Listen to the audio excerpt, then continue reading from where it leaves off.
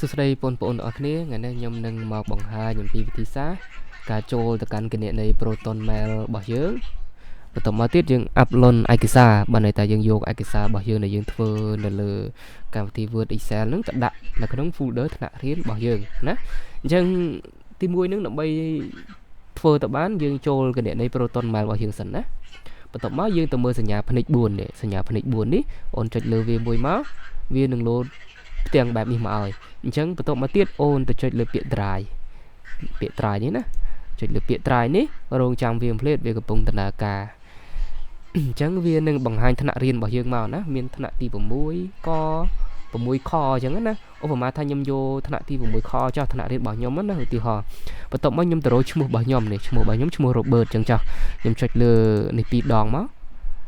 បន្ទាប់មកវានឹងបើកបែបនេះអញ្ចឹងបានន័យថាឈ្មោះ Robert របស់ខ្ញុំនេះអត់ទាន់មានឯកសារទេអញ្ចឹងខ្ញុំចង់ upload ឯកសារចូល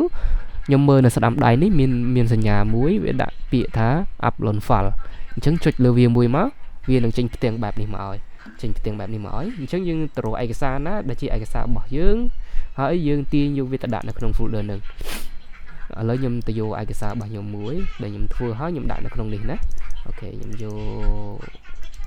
នេះខ្ញុំយកឯកសារមួយនេះមេរៀនទី8នេះខ្ញុំចុចលើវា2ដងមកវានឹងលោតបែបនេះមកឲ្យណាដល់ពេលដែលវាលោតពេញ 100% បានឯកសារយើងចូលហើយ